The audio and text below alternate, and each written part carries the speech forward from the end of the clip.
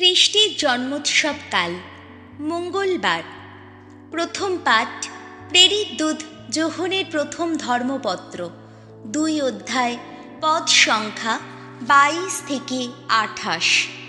গোড়া থেকেই তোমরা যে শিক্ষা পেয়েছ তা যেন তোমাদের অন্তরে গাঁথা থাকে। আমার স্নেহের সন্তানেরা, এখন প্রশ্ন হলো, মিথ্যাবাদী কে? মিথ্যাবাদী তো সেই যিশুই যে খ্রিস্ট, এ কথা যে অস্বীকার করে। আর সেই তো খ্রিস্ট শত্রু, কারণ সে যেমন অস্বীকার করে পুত্রকে, তেমনি পিতাকেও। যে কেউ পুত্রকে অস্বীকার করে সে কখনো পিতাকে পেতে পারে না। পুত্রকে যে স্বীকার করে সে পিতাকেও পেয়ে যায়। তাই গোড়া থেকে তোমরা যে শিক্ষা পেয়েছ তা যেন তোমাদের অন্তরে গাঁথা থাকে। গোড়া থেকে যে শিক্ষা পেয়েছ তা যদি তোমাদের অন্তরে গাঁথা থাকে, তাহলে তোমরা নিজেরা নিত্যই বাস করবে পুত্রের আশ্রয়ে, পিতারও আশ্রয়ে। আর আমাদের কাছে স্বয়ং যিশুর প্রতিশ্রুতি তো এই, আমরা পাব শাশ্বত জীবন।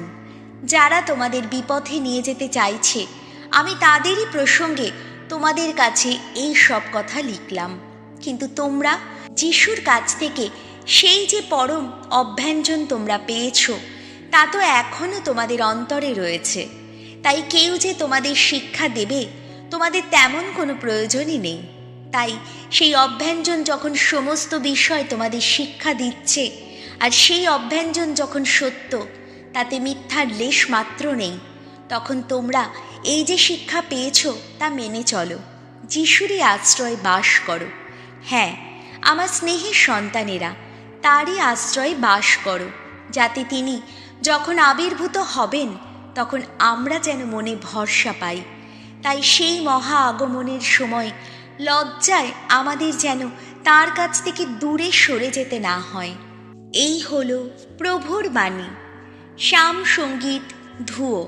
আজ সারা জগৎ পরিত্রাতার পেয়েছে দর্শন। ভগবানের উদ্দেশ্যে গাও আজ নতুন গীতিকা। করেছেন তিনি কত অপরূপ কাজ। তার ওই ডান হাতের শক্তিতে, ওই পুণ্য বাহুরি শক্তিতে ত্রাণ কর্ম করেছেন তিনি। ধুয়ো। আজ সারা জগৎ পরিত্রাতার পেয়েছে দর্শন। ভগবান নিজের সেই ত্রাণ কর্মের প্রকাশ ঘটিয়েছেন। তিনি কত ধর্মময়, সকল জাতির কাছে সে কথা দেখিয়েছেন তিনি। ইসরায়েল বংশের প্রতি তার সেই দয়া, সেই মহাবিশ্বস্ততা স্মরণে রেখেই এত কিছু করেছেন তিনি। ধুয়ো।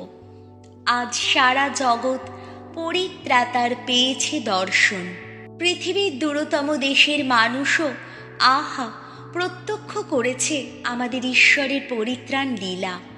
ভগবানের জয়ধ্বনি করো সমগ্র পৃথিবী, হর্ষধ্বনিতে ফেটে পড়ো, গানে গানে মেতে ওঠো।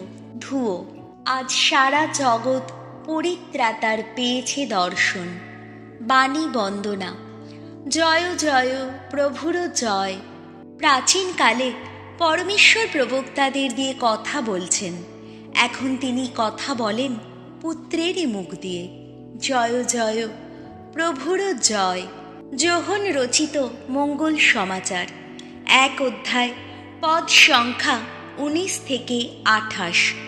যোহন স্বীকার করলেন যে তার পরে একজন আসছেন, যার জুতোর বাঁধন খুলে দেবার তিনি যোগ্য নন।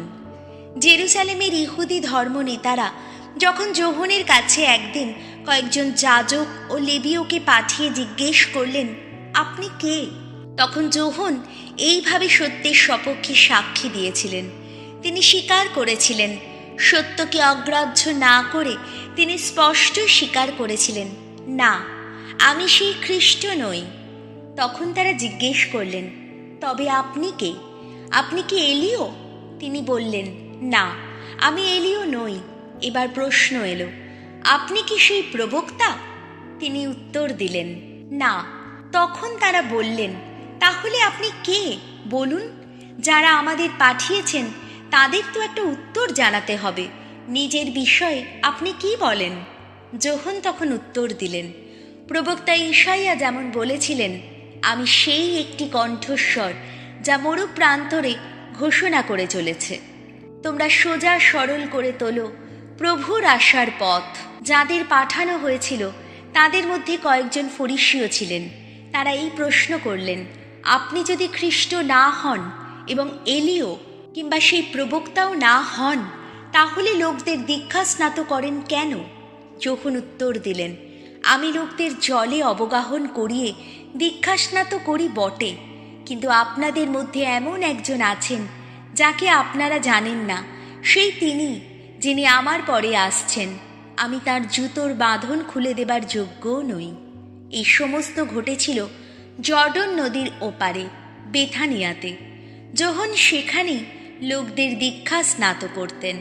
এই হল প্রভু যিশুর মঙ্গল সমাচার।